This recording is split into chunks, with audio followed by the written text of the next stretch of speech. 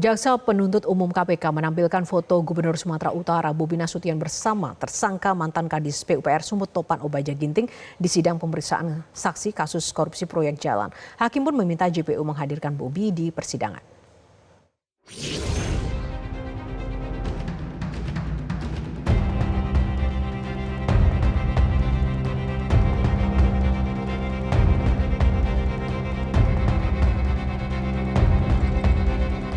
Foto kebersamaan Gubernur Sumatera Utara Bobi Nasution dengan mantan Kadis PUPR Topan Obaja Ginting seharusnya sudah bisa menjadi petunjuk bagi KPK menggali peran Bobi Nasution dalam kasus korupsi infrastruktur jalan senilai 231 miliar rupiah yang berujung operasi tangkap tangan.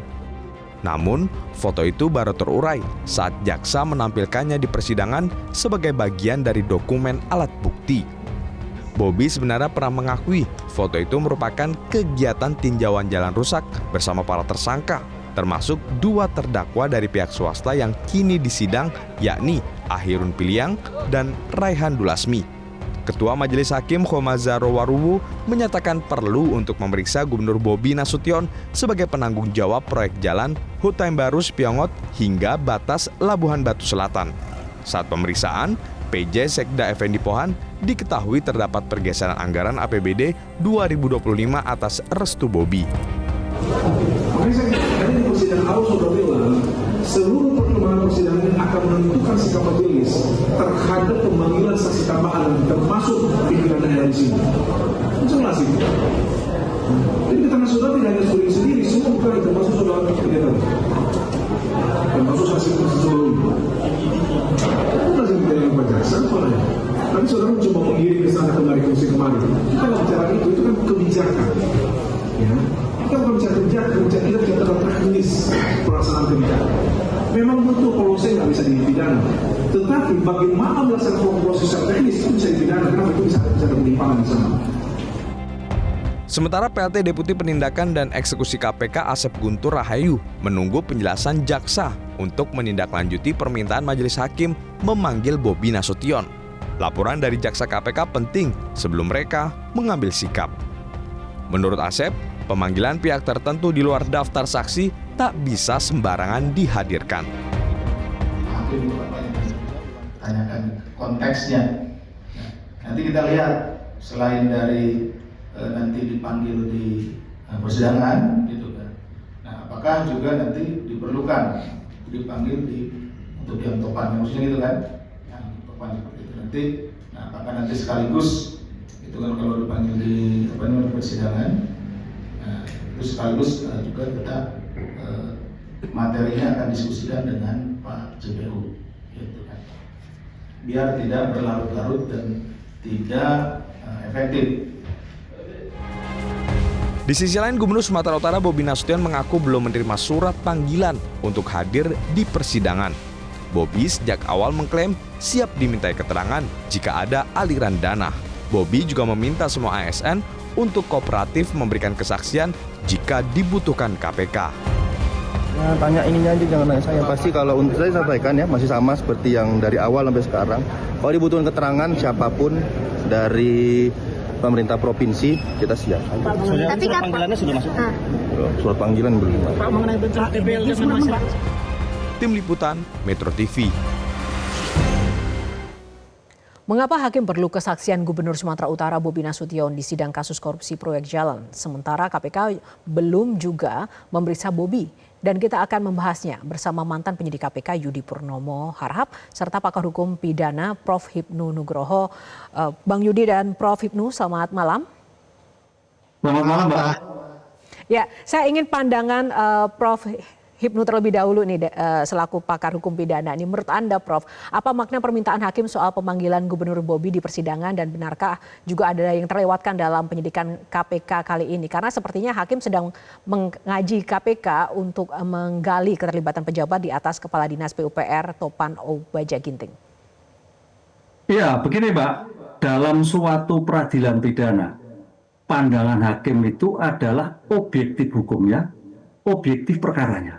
Itu harus pahami.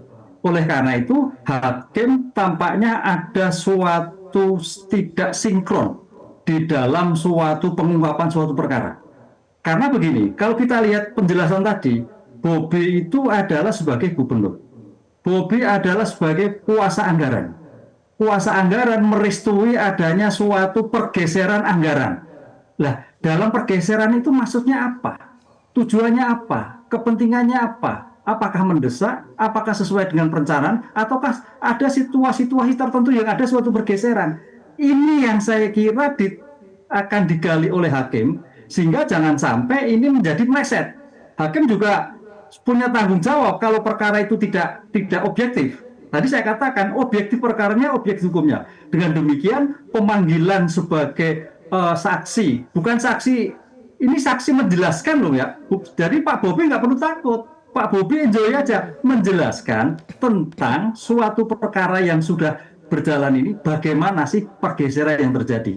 Jadi jangan sampai nanti ini loh ginting, loh ini tergarap penyuap dan sebagainya. Ini yang belum tentu, karena suatu perkara itu musiknya harus jelas. Apalagi ada perkara suap. Nah, perkara suap ini masih pemberi.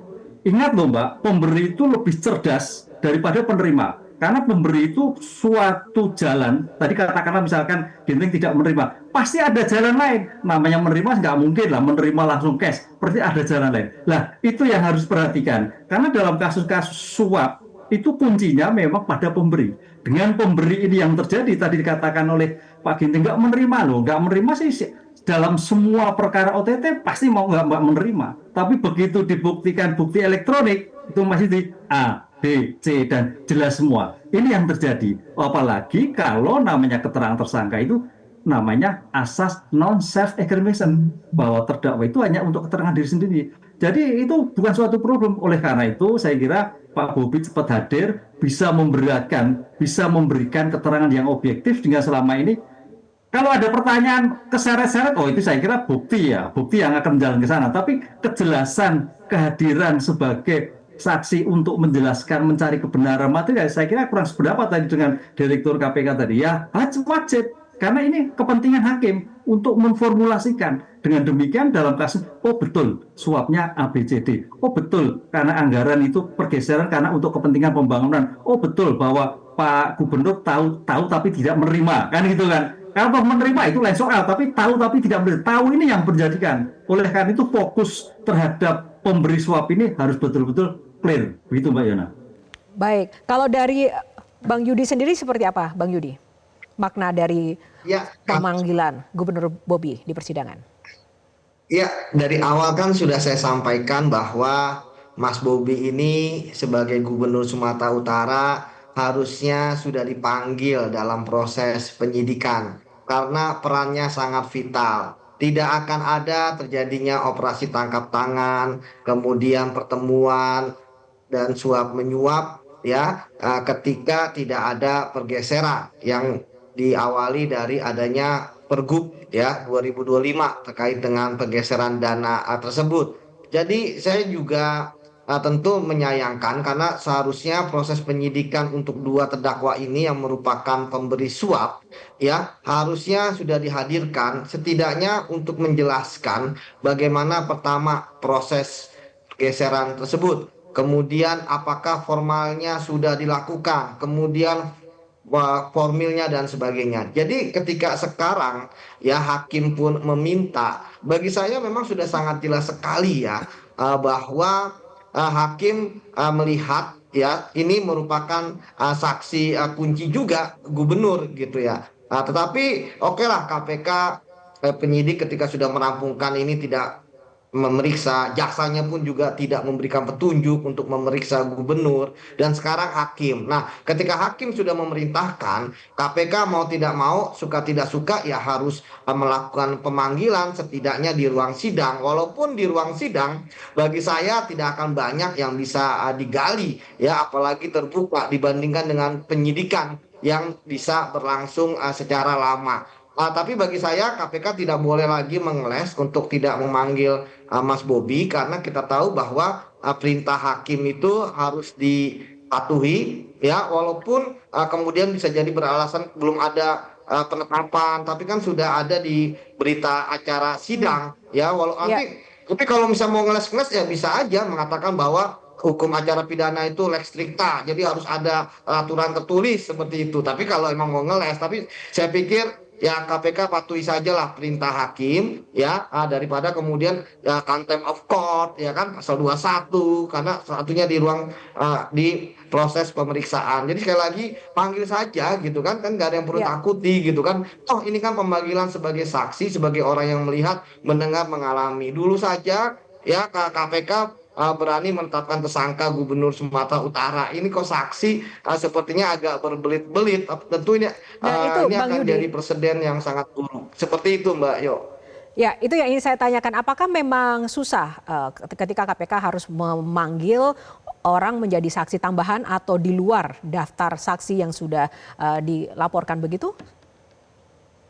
Tidak susah gitu kan, apalagi ini kan bisa dipanggil dua. Pertama langsung ke persidangan ya oleh JPU untuk memanggil ya.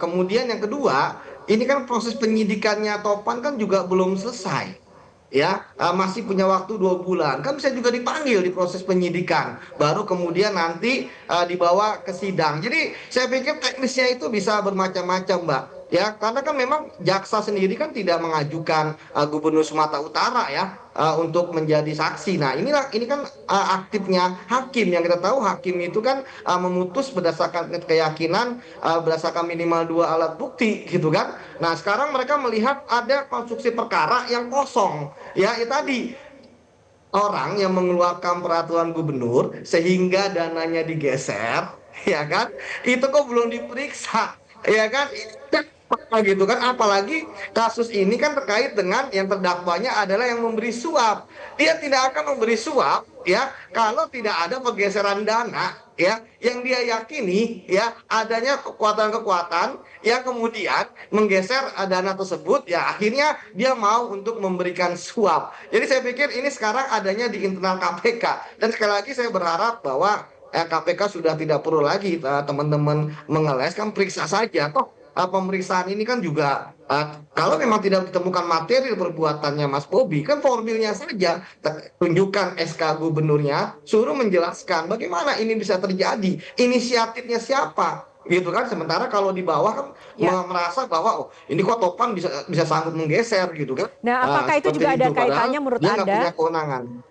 Ya, dengan stigma atau Topan Ginting yang dikenal sebagai anak emas Bobi, yang bahkan sejak tadi Anda sampaikan sejak jadi wali kota Medan, dalam kasus OTT ini Topan juga tak kunjung, terkait dengan kasus Topan ini juga tidak kunjung begitu Bobi diperiksa dalam penyidikan yang kini sudah naik persidangan dengan terdakwa 2 pihak swasta. Ini menurut Anda apakah ini juga yang menyebabkan ini menjadi lambat begitu?